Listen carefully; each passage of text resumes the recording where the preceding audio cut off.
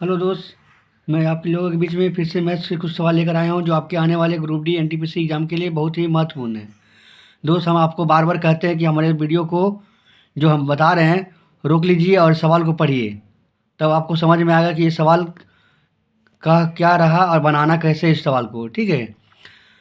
तो हमारे वीडियो को रोक के सवाल को पढ़िए जो आपको आने वाले ग्रुप डी एनटीपीसी एग्जाम के लिए बहुत ही महत्वपूर्ण है। तो चलते हैं डायरेक्ट सवाल पे।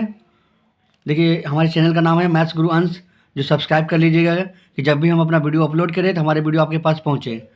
देखिए, इसमें बोला गया है किसी त्रिभुज में भुजा BC पर एक बिंदु D है तथा BD बराबर 3 सेंटीमीटर तथा BC बराबर 4 सेंटीमीटर हो तो त्रिभुज का क्षेत्रफल त्रिभुज ABD अनुपाते त्रिभुज ABC का मान क्या होगा। कहने मतलब इसका क्षेत्रफल और इसका क्षेत्रफल का मान क्या होगा। देखिए दोस्त, जब भी आप इस तरह का सवाल आपको दिखेगा तो आपको बनाना कैसे है हम अपने वीडियो के माध्यम से आपको बता रहे हैं। तो चलते हैं, इसको सॉल्व करते हैं। हमारे वीडियो को रोक के आप सवाल को पढ़ लिए होंगे। तो ये आपके आने वाले ग्रुप डी एनटीपीसी एग्जाम के लिए बहुत ही महत्वपूर्ण है। तो देखिए, इसमें बोला गया है, तो निकालते कैसे हैं।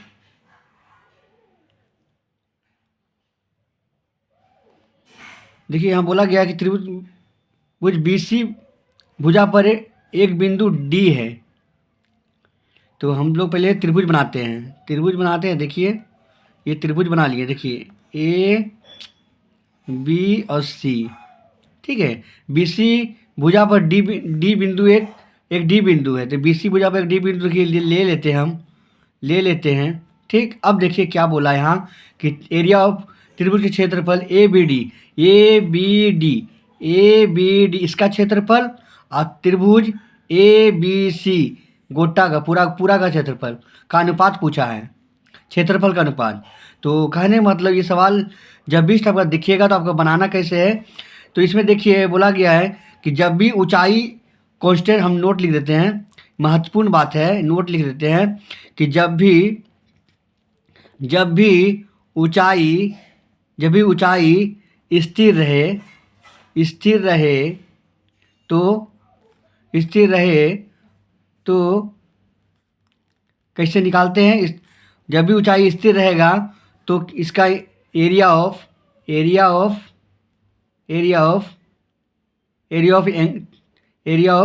ट्रेंगल। देखिए दोस्त, जब भी ऊंचाई स्थिर रहे तो एरिया ऑफ ट्रेंगल कैसे निकालते हैं। देखिए, ऊंचाई ये है, यहाँ बोला गया है कि भुजा BC भुजा पर D बिंदु लंब है, तो लंब हो गया, मतलब ये स्थिर है, कांस्टेंट है। क्या कांस्टेंट। ध्यान दीजिएगा, बहुत ही अच्छा सवाल है। हम जो बता रहे हैं आपको वही बातों को ध्यान देके सुनना है, और इस टाइप का जब भी आपको सवाल दिखेगा तो आप बना लीजिएगा।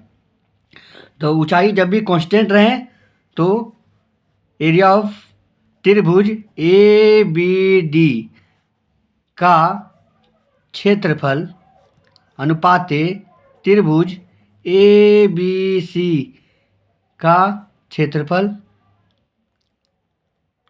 का अनुपात क्या निकालेंगे कि जब भी अगर ऊंचाई स्थिर रहेगा तो जो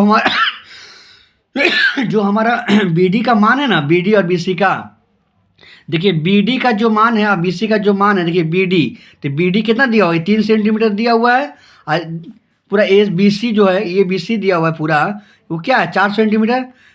ठीक है। तो ABD त्रिभुज ABD का क्षेत्रफल ये पूरा 3 हो जाएगा, ये 3 अनुपाते ये 4, त्रिभुज ABC का क्षेत्रफल, यही आंसर होगा दोस्त।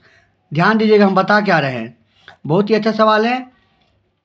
तो हम बताएं क्या आपको, जब इस टाइप का सवाल आपको दिखेगा, यहाँ कुछ भी लिखिए, लेकिन जब भी ऊंचाई स्थिर रहेगा तो एरिया ऑफ ट्रेंगल कैसे निकालते हैं। एरिया ऑफ ट्रेंगल, ये भुजा है ना हमारा, भुजा ही हमारा डिट्टो उतर जाएगा। ठीक है, डिट्टो उतर जाएगा, वही हमारा आंसर होगा। तो BD, देखिए BD ये है, BD भी आ गया हम लोग, ABD का क्षेत्रफल भुजा वही भुजा वाला हो जाएगा, और ए बी सी का क्षेत्रफल जो पूरा भुजा है बी सी का वही हो जाएगा। यही आंसर होगा। और किस ऑप्शन में है वो देख लीजिए, 3:4, ऑप्शन नंबर बी। तो चलते हैं, इसी टाइप का एक और सवाल बताते हैं जो थोड़ा सा अंतर है, थोड़ा सा अलग अलग होगा।